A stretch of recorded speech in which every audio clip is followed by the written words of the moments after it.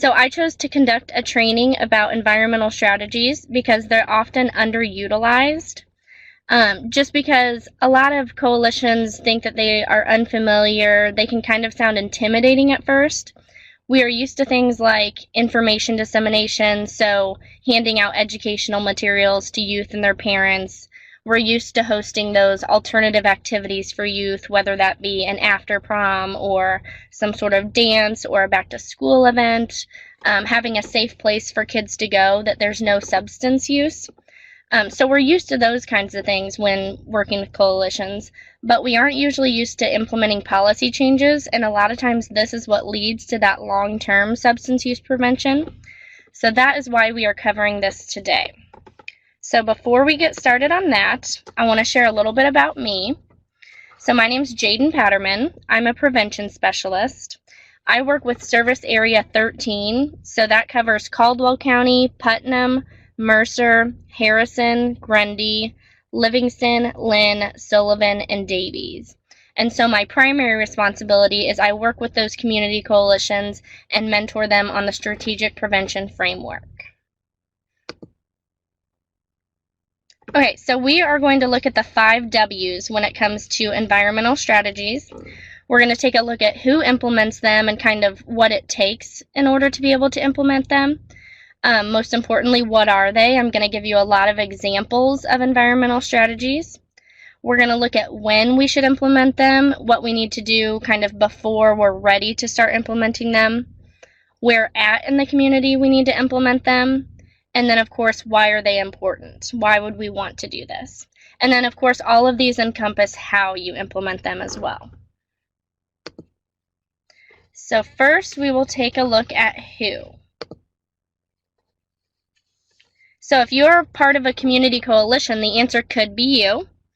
Well-functioning community coalitions generally consist of a wide variety of individuals from the community, and that could include like law enforcement, school personnel, government officials, parents, youth, etc.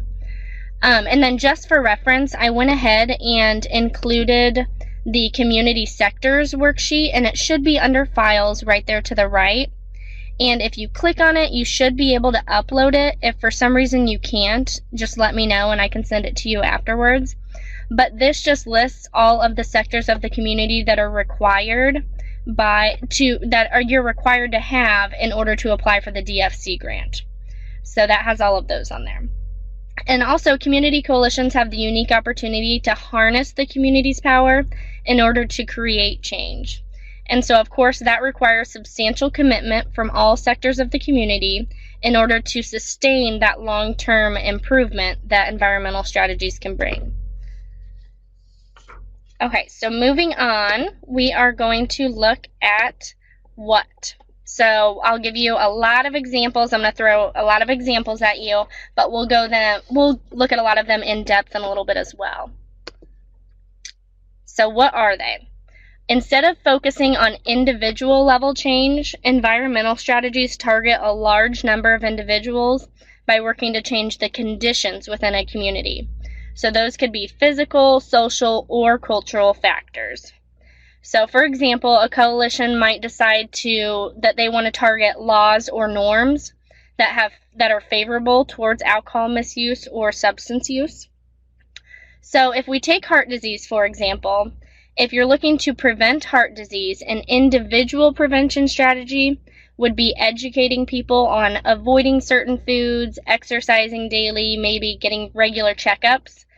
So that would be an individualistic approach. Environmental strategies would be limiting food options in grocery stores or providing exercise breaks for employees. So this would affect more people because you're changing the conditions that they're living in rather than going the individual approach, if that makes sense. This is just a chart that gives you a little bit more on how individual strategies differ from environmental strategies. So as you can see, individual strategies focus on the individual's behavior and the behavior change, whereas environmental strategies kind of focus on the bigger picture, looking at policy and policy change. Individual strategies focus on the relationship between the individual and whatever problem they're having with the substance, whereas environmental strategies are looking at the social, political, and economic context of the drug-related problem, so looking at it as a whole. Individual strategies focus on program development, whereas environmental strategies, like I said earlier, focus more on policy development.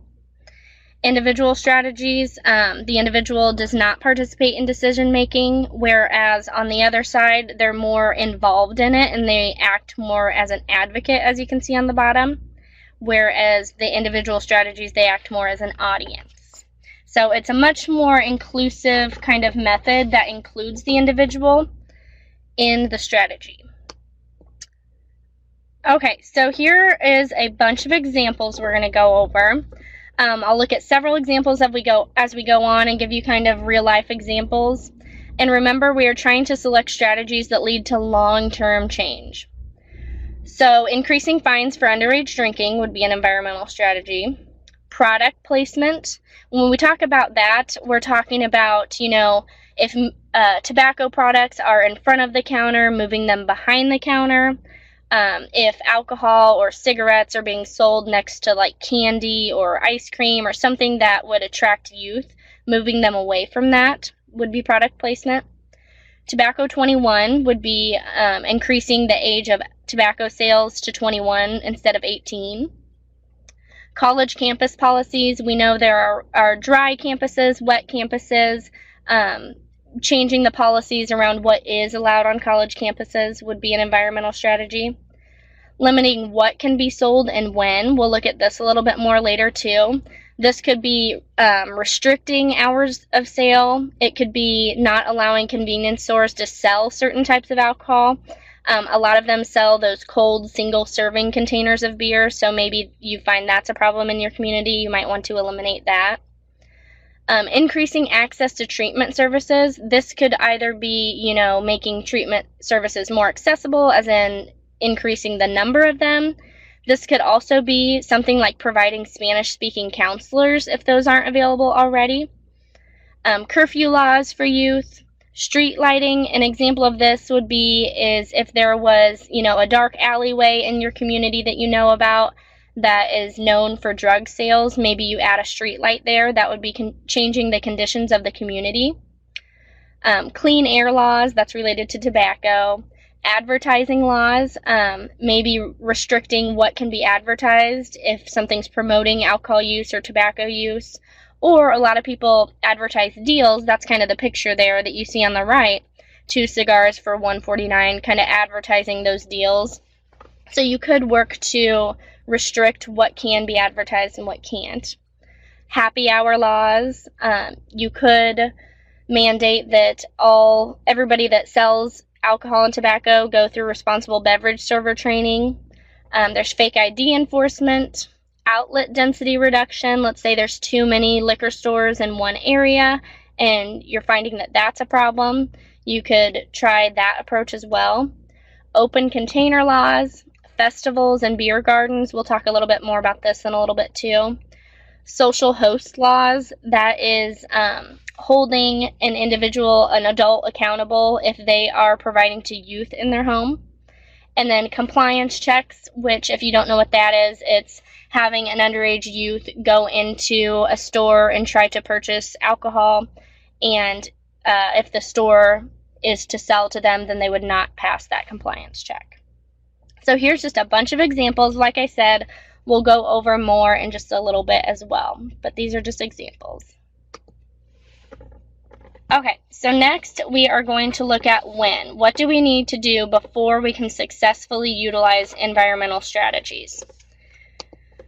So we want to implement these after we assess both the environment and ourselves as a coalition. So community data needs to be collected and analyzed in order to determine if there even is a problem. And then coalitions must assess their own capacity in order to ensure that they can effectively address the problems and actually have enough manpower to enact the change. And there's an assessment checklist under files as well. And so this kind of shows where you need to start looking. It gives a checklist that you can go around in your community to try to see if there are these certain things in place. So if you want to check that out, that should be available to you as well. When I say do your homework, I'm meaning that it requires investigation of state and local laws. So, for example, ask yourself, do you know the process for obtaining a liquor license in your community? Do you know what the hours of alcohol sales are in your community? That sort of thing. So you need to be able to investigate those state and local laws in order to know what might need to be changed. And then we like to pair them with other prevention activities because this is best when used as a comprehensive approach. When you're raising awareness through that communication and education, maybe that you're giving through alternative activities, or if you're giving information to youth and parents, and at the same time you're using these enforcement methods, kind of changing policies in the area, that can deter people and organizations from illegal substance use. So they're getting it from both angles, if that makes sense. Okay, so moving along. This kind of helps you identify how serious the problem is whenever you're assessing your community. It helps you identify if it needs to be addressed and when. So if you're taking a look at a bunch of problems, you might want to use this in order to prioritize what needs to be focused on first. What is your coalition going to be able to do in your community that's going to make the biggest impact? So issues may be pressing if they've occurred for a long time, if they occur frequently. You want to see how many people it affects. You want to see the severity of the problem. If the problem deprives people of legal or human rights. And then, is the problem perceived to be important in the community? So these are kind of questions you can ask yourself in order to determine if you're ready to address the problem that you're looking at. Okay, so we'll move on to where. Okay, so when we talk about where, we know they need to be implemented in our community, but we need to know exactly what places or areas need to be targeted. So we're going to look at this through the lens of the 4 P's of marketing, and that's price, product, promotion, and place. So we'll move on to price first. So you might want to ask yourself, is alcohol less expensive than soda at times in your community? These advertisements are from a local Mexican restaurant in Kirksville, and the 99-cent margarita deal is pretty popular around here. So as you can see here, a margarita would be 99 cents compared to a soft drink, which would be $2.25. So you can actually get 2 margaritas for less than the price of 1 soda. A lot of specials like these, they can encourage those who may not normally consume alcohol to do so because it's less than the price of soda. And it can often lead to binge drinking as well because of the low price. So if this goes on in your area and you start to notice, yes, this is a problem, this is when a lot of people are consuming a lot of alcohol, you might work with those organizations to stop promoting these types of specials. Here's another example, a local example. It's from a gas station here in Kirksville. So on the left, you see there is a 16-ounce can of soda priced at $1.39. And then the right shows a 25-ounce can of beer priced at $1.99. So when you do the math, soda is actually more expensive per ounce than the beer. So if you identify that this is what's causing a problem in your community, you may want to work on how to increase the price of beer. Because when you look at it this way, you're technically getting more beer for the price when compared to soda. Okay, so next we are going to look at product. We want to ask ourselves, does the product appeal to specific populations? So I'll give you some examples here. This is vape juice for e-cigarettes. And as you can see, the population is pretty clear here. They're targeting youth because these are all candy flavors. So if that's a problem in your community, a lot of youth are attracted to these flavored e-cigarette juices, then you might want to work on trying to eliminate the sales of these. Another example are advertisements. We talked about promotion earlier.